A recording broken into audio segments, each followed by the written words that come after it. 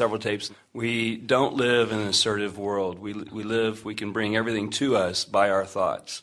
There is no assertion. How can I balance wanting to draw everything into my life without having to go into the doing or the being of whatever it is I do? I want to go create $1 million, but I don't want to go to work for it. Well, your statement is really telling and really important, because what you're saying is, I want $1 million, and I believe that there are ways to get $1 million that I don't want to do.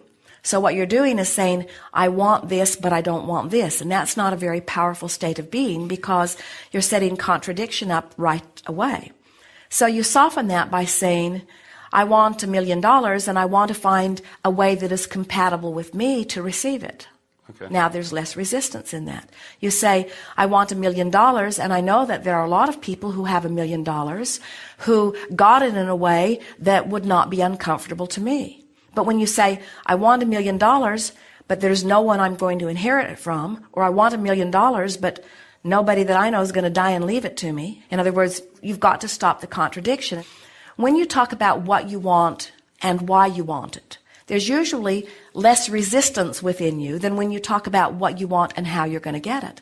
Because when you pose questions that you don't have answers for, like how, where, when, who, then it sets up a contradiction vibration within you that slows everything down.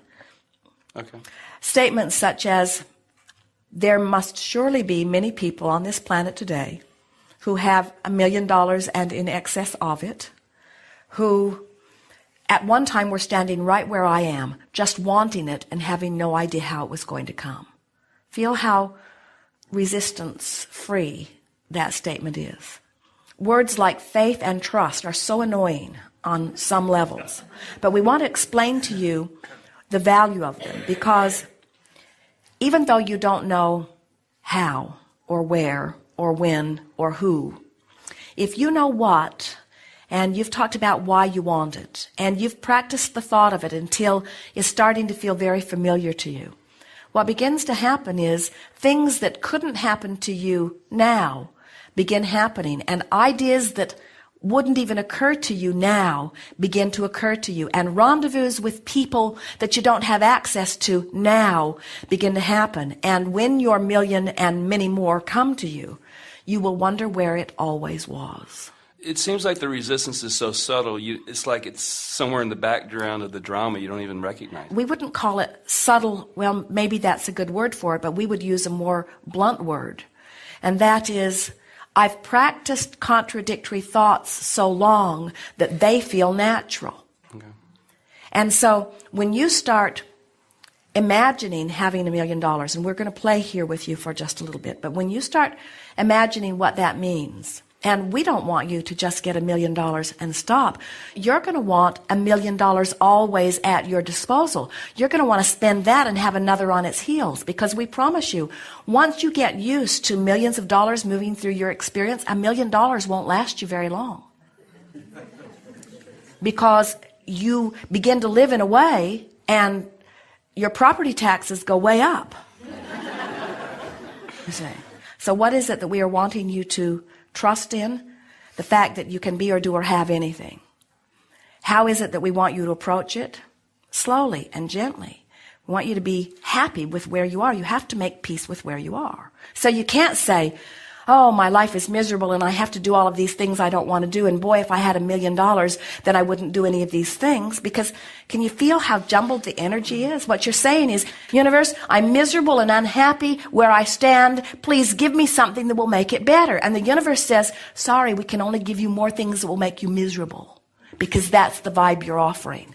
And you say, well, how do I offer something other than I want to be over there and I'm over here? And we say, well, talk about what's over there. And most people have a very difficult time talking about what's over there, because they've been talking so long and hard with such detail about what's over here that that's what's active in their vibration.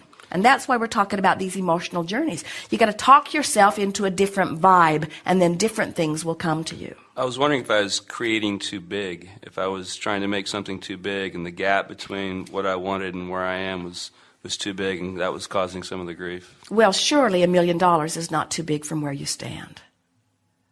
That's just not too big. It actually wasn't even $1 million. It's $150,000. The million was just something I made up. Esther was listening to Donald Trump, and she was listening to the words that he chose. And he uses words like, oh, it's a juggernaut. Oh, it's a sure success. Oh, it's the most sensational building that's ever been built. We're building the most beautiful building in Chicago that has ever been built. Oh, this is magnificent. Oh, yes, that person's a friend of mine. And as she listened, she began to realize that he's figured it out. Now, he annoys most of the world. But you know what? He doesn't care. Mm-hmm. He has developed a relationship between what he wants and where he is. Even when what he wanted and where he was were not in the same place, you would not know it to hear him. In other words, he continued to tell the story the way he wanted it to be. And so the universe continues to yield to him. Now, there are all kinds of people that say, oh, he's a braggart. Oh, of course he can talk like that. He's a billionaire. And we say, he wasn't always. He was talking like that, and then he became that, you see. And so you don't have to follow his lifestyle or his personality, but you do have to follow the success principles that he's found. You got to talk about what you want. You got to tell it like you want it to be. You can't face reality and have reality change in any way. You've got to face the parts of reality that you love and fill in the gaps with things that you get from your imagination or from your expectation. And before you know it, you see, so here you are, and you've got a lot of good things in your life which you accentuate and talk about and appreciate and make lists of. So you make lists of positive aspects, and you get on rampages of appreciation, and you look for good wherever you see it, and you feel good as much as you can. And then you have goals that you don't know how you're going to achieve. So then you fill those in with imagination and visualization and pretending. And then as you start doing that, you'll have a dream about it that makes it feel more real. Or you'll meet somebody that's really living that way. Or you'll turn on the television and somebody will be talking just like you've been imagining.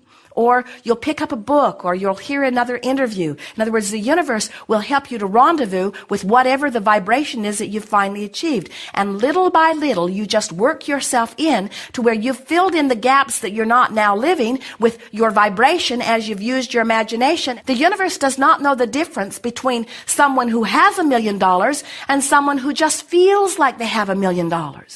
And when you feel like you have it, your vibration is such that law of attraction must line you up with things like that. And that's true whether you're talking about relationships, whether you're talking about building of empires, whether you're talking about attracting people to help you in your business. It doesn't matter what it is. You've got to find the vibration of it, and you've got to practice the vibration of it until the vibration of your desire supersedes the vibration of doubt. And when the vibration of your desire supersedes your vibration of doubt, bam, it happens. And then you say, where have you been? You say, I knew you were coming. I could feel you. At first, I just felt hopeful that you'd be there. But eventually, I started really trusting that you'd be there. And then, not very long ago, I knew you'd be there, and there you are. But the things you want can't come until you achieve that knowing. And that knowing doesn't come easily because you've been practicing not knowing. You're often not willing to admit how you feel because you're worried about what somebody else might say about how you feel. So you really have to get to the place where you don't talk so much to people who don't understand. And you talk to those who do understand. Or you just keep your own counsel. Jerry wrote a paper years ago that said, keep your ideas to yourself until they are fully developed, because he saw so many people that he was counseling in business who he would see become on fire with an idea. But it was a new idea to them, and they hadn't practiced it long enough that it was dominant within them. It was tentative within them.